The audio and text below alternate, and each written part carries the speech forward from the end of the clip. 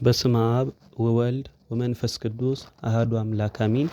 ውድ ኦርቶዶክሳውያን በወደደን ባፈቀረን በእግዚአብሔር ፍጹም ሰላም እንደምን ቆያችሁ? ይህ ዲያቆን ያብስራ የተሰኘ አዲስ የዩቲዩብ ቻናል ነው።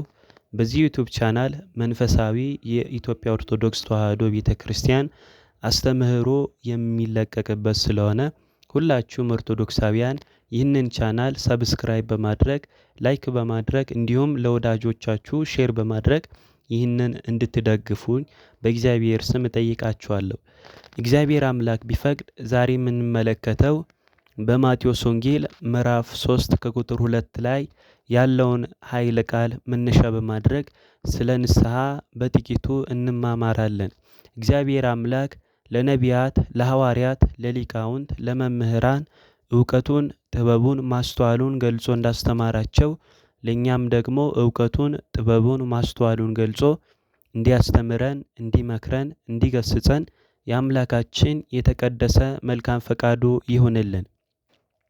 እንግዲህ በማቴዎስ ወንጌል ምዕራፍ 3 ከቁጥር 2 ላይ መንግሥተ ሰማያት ቀርባለችና ንስሐ ግቡ የሚል ኃይለ ቃል እናገኛለን። ከዚያ ኃይለ ቃል ንስሐ ማለት ምን ማለት ነው? ንስሐስ በሰው ሕይወት ውስጥ ምን ይመስላል የሚለውን እንመለከታለን። እንግዲህ በመጀመሪያ ንስሐ ማለት ምን ማለት ነው የሚለውን የቃሉን ትርጉም ስንመለከት ንስሐ ማለት ነሳ ከሚል የግዕዝ ግስ ወይም የግዕዝ ቃል የተገኘ ሲሆን የቃሉም ትርጉም ወይም ፍቺው ማዘን፣ መጸጸት፣ መቆጨት፣ ወደ እግዚአብሔር መመለስ፣ ክፉ አመልን፣ ክፉ ጸባይን መተው ማለት ነው።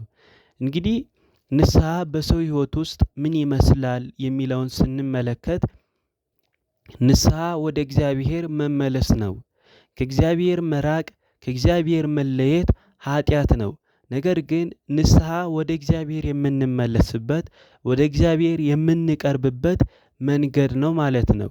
እንግዲህ በትንቢተ ሚልክያስ ምዕራፍ 3 ከቁጥር 7 ላይ ከአባቶቻችሁ ዘመን ጀምሮ ከሥርዓቴ ፈቀቅ ብላችኋል፣ እርሷንም አልጠበቃችሁም።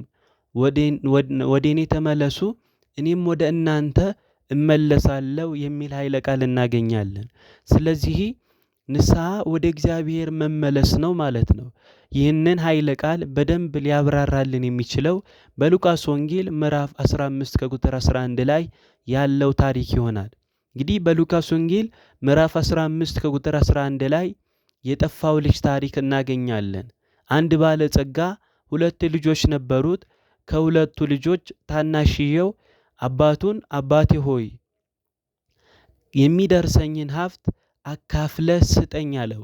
እንግዲህ አባቱ በሕይወት ያለ ውርስ የጠየቀው የመጀመሪያው ልጅ ይህ ነው ማለት ነው።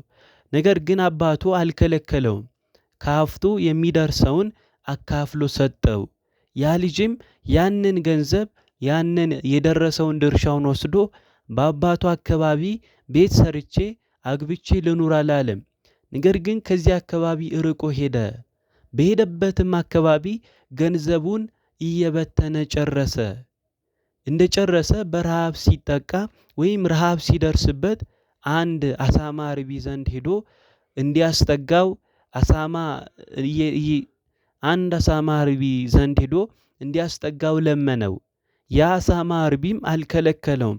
ነገር ግን ቀን ቀን አሳማዎችን እንዲጠብቅ ስራ ሰጠው ማለት ነው። የዚያኔ ይህ ልጅ ቀን ቀን አሳማዎችን ይጠብቃል። ነገር ግን የአሳማዎች ሽታ ረሃቡም ይጸናበት።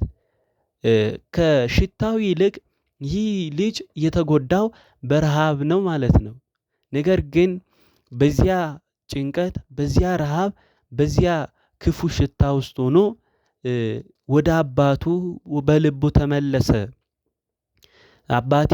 ወደ አባቱ በልቡ ተመለሰ። ወደ አባቴ ሄጄ አባቴን በሰማይና በምድር በፊትህም በድያለሁ ብዬ ይቅርታ ጠይቀዋለሁ ብሎ በልቡ አሰበ። ዛሬ ላይ ብዙዎቻችን ከእግዚአብሔር በኃጢአት ርቀን ከእግዚአብሔር ተለይተን ልንሆን እንችላለን። ነገር ግን እግዚአብሔር አምላክ ወደ እርሱ ስንመለስ መሐሪ ይቅር ባይ አምላክ ነው። ይቅር ይለናል፣ ይምረናል። ይህ ልጅም አባቴ ጋር ሄጄ ይቅርታ ጠይቀዋለሁ ወደ እርሱም እመለሳለሁ ብሎ ማሰብ ብቻ አላሰበም። ወደ አባቱ ተመልሷል። ወደ አባቱ ለመሄድ ማሰብ ብቻ በቂ አይደለም። መመለሱ ተገቢ ስለሆነ ወደ አባቱ ይቅር እንዲለው ተመልሷል።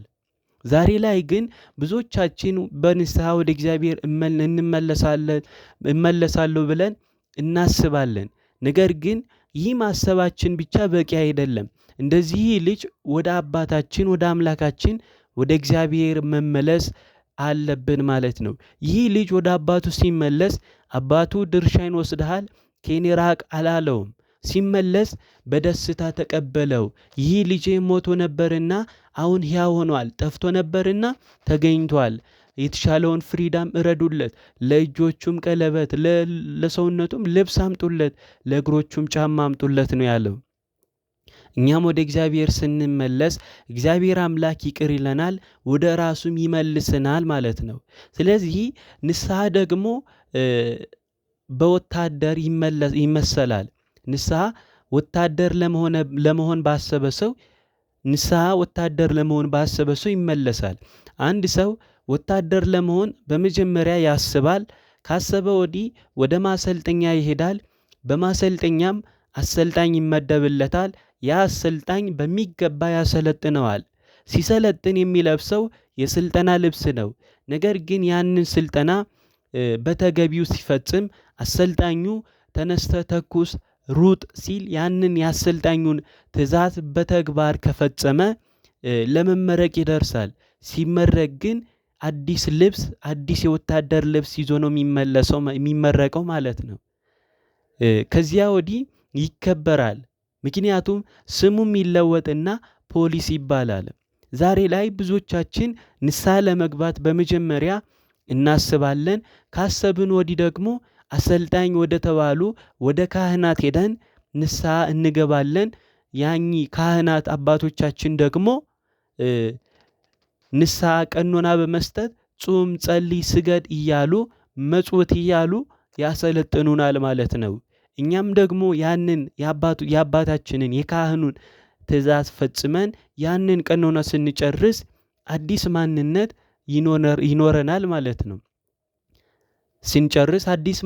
ይኖረናል ማለት ነው። የክርስቶስን ስጋና ደሙን መቀበል የሚችል ከእግዚአብሔር ጋር የታረቀ ወደ እግዚአብሔር የተመለሰ አዲስ ማንነት ይኖረናል። ስለዚህ ሁላችንም ወደ እግዚአብሔር እንድንቀርብ ንስሐ እንድንገባ እግዚአብሔር አምላክ ደግሞ ማሪ አምላክ ይቅር ባይ አምላክ ኃጢአትን እንጂ ኃጢአተኛን የሚጠላ አምላክ አይደለም። ስለዚህ ወደ እግዚአብሔር እንድንመለስ በስጋው ደግሞ ወደ እርሱ እንድንቀርብ እግዚአብሔር አምላክ ሁላችንንም ይርዳን። ይህንን ቻናል ለወዳጆቻችሁ ሼር በማድረግ እንደዚህ አይነት መንፈሳዊ ትምህርቶችን ማግኘት ትችላላችሁ። ሰላም ቆዩ።